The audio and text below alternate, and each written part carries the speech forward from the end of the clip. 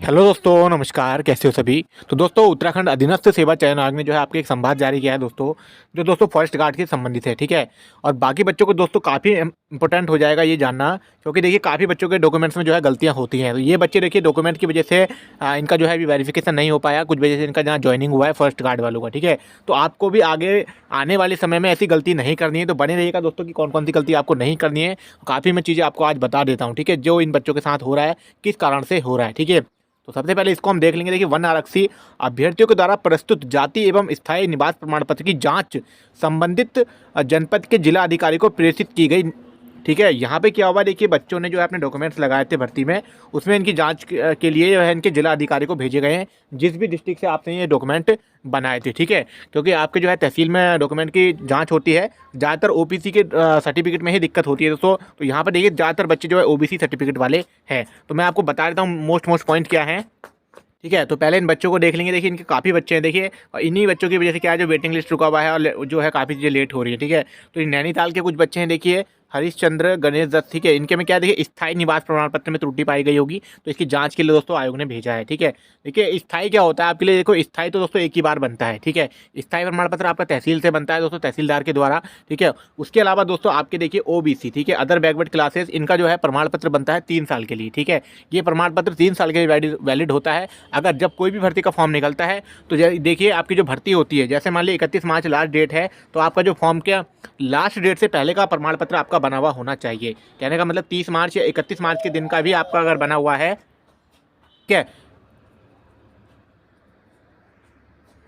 तो आपका जो है 31 मार्च का भी अगर बना हुआ है तो दोस्तों चल जाता है। लेकिन अगर आपका 1 अप्रैल का बना हुआ है तो आपका नहीं चलेगा। इसलिए जो है डॉक्यूमेंट्स में दिक्कत होती है। 3 साल के लिए वैलिड होता है। 3 साल के बाद आपको क्या करना होता है, इसको रिन्यू करवाना होता है। ठीक है। रिन्यू कैसे होता है, तहसील में हो जाता है। आपको इसी पुराने वाले की दोस्तों आपको अपनी वो लगानी होती है फोटोकॉपी, और एक फाइल बनती है, उसके साथ जमा करके तहसील में 10-15 दिन के बाद आपको जो है ओबीसी प्रमाण पत्र मिल जाता है। देखिए एससी कैटेगरी वालों के लिए, देखिए एससी कैटेगरी वालों का जो है एक ही बार प्रमाण पत्र बनता है। ठीक है। जो होता है, ठीक है, कास्ट सर्टिफिकेट जो होता है, जाति प्रमाण पत्र।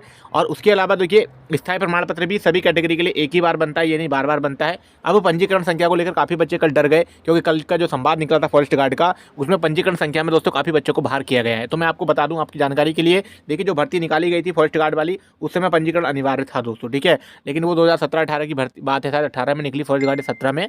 उसके बाद दोस्तों जब भर्ती आई तो क्या है, OTR, ये सॉरी, जो रजिस्ट्रेशन होता है हमारा, ठीक है, सेवा योजन कार्यालय वाला, तो ये अब दोस्तों लागू नहीं है। ऐसा नहीं है कि आप इसके लिए घबरा रहे हैं। जिन बच्चों ने नो पे क्लिक करा है तो उनका फॉर्म रिजेक्ट नहीं होगा। ठीक है। अगर आपने नो पे क्लिक किया है तो आपको दिखाने की जरूरत नहीं है, लेकिन अगर आपने यस पर क्लिक किया है कि हमारे पास है, तो आपको दिखाना पड़ेगा। ठीक है।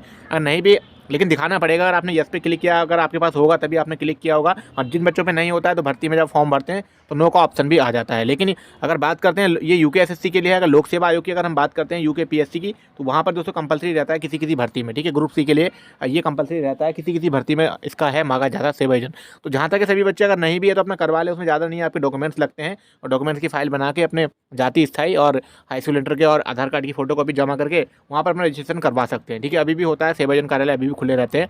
उसके अलावा दोस्तों देखिए आपका जो भी स्थायी निवास प्रमाण पत्र होता है, देखिए आपके 2 पते डलते हैं, एक परमानेंट एड्रेस डलता है, एक पोस्टल एड्रेस डलता है। ठीक है। तो इन दोनों एड्रेस का क्या मतलब है, देखिए पोस्टल एड्रेस का मतलब होता है जहाँ पर आप जहाँ पर आप अपनी डाक मंगवाना चाहते हैं। ठीक है। जहाँ पर आप वर्तमान में कहीं जॉब कर रहे हैं, सपोज दैट आप चमोली से हैं, ठीक है, अपनी डिस्ट्रिक्ट चमोली से हैं, लेकिन आप जो वर्तमान में हैं हल्द्वानी या देहरादून रह रहे हैं, तो पोस्टल एड्रेस में आप हल्द्वानी देहरादून डाल सकते हैं, लेकिन परमानेंट एड्रेस में आपको चमोली डिस्ट्रिक्ट ही डालना होता है। ठीक है। तो ये किस लिए होता है कि आपके लिए सिर्फ डाक मंगवाने के लिए होता है, लेकिन आपका जो वेरिफिकेशन होगा, आपकी जो जॉब लगेगी, तो आपके जांच प्रमाण पत्र जाएंगे तो वो परमानेंट एड्रेस पर ही जाएंगे। आप कभी फॉर्म भरते हैं तो 2 एड्रेस भरे जाते हैं, सभी बच्चों को ध्यान होगा। ठीक है। उसके अलावा नाम और आपके पिताजी के नाम, माताजी के नाम में अगर कोई त्रुटि पाई जाती है हाई स्कूल इंटर में, तो आप उसमें जो है दोस्तों एफिडेविट लगवा के उसको सही करवा सकते हो।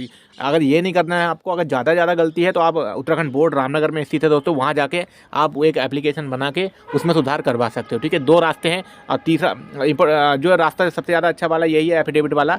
ए या बी अगर बीच में खराब हो जाता है, ए या ई की जगह ए हो जाता है, ई की जगह ए हो जाता है, तो आप जो है कि तहसील से एफिडेविट बनवा सकते हैं कि इस वजह से जो है हमारा नाम में त्रुटि हो गई थी माता पिता के नाम में, तो जहाँ भी आप फॉर्म भरेंगे जमा करेंगे तो आपको एफिडेविट अपने साथ ही लगाना पड़ेगा। ये काफ़ी बच्चों के साथ होता है और बीए वगैरह में आपका गलत हो जाता है, ठीक है।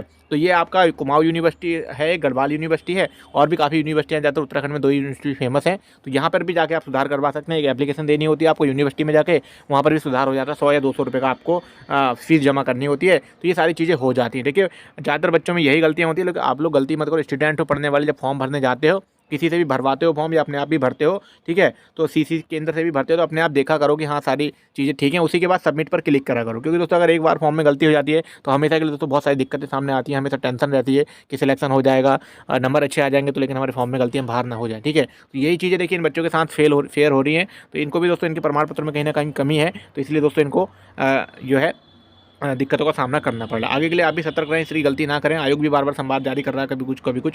ये बच्चे आयोग भी गए थे जिनका आयोग ने जो ज्वाइनिंग जारी नहीं किया, इसी वजह से इनका ज्वाइनिंग जारी नहीं हुआ है। तो आगे से आप भी गलती ना करें, मैं इसलिए हर वीडियो बताता रहता हूँ। और कौन-कौन से डॉक्यूमेंट्स लगते हैं, किस तरीके से लगते हैं, देखिए जॉब प्रोफाइल में जाइए, ठीक है। जॉब प्रोफाइल एक प्लेलिस्ट है, वहाँ जाइए, वहाँ आपको उत्तराखंड में जॉब के लिए कौन-कौन से कागज़ लगते हैं, इस तरीके से एक वीडियो पड़ा हुआ है, उसमें बता रखा है, ठीक है। तो वो डॉक्यूमेंट्स आप देख लीजिएगा, वहाँ से आपको सारी जानकारी मिल जाएगी और वो प्लेलिस्ट काफ़ी इंपॉर्टेंट है।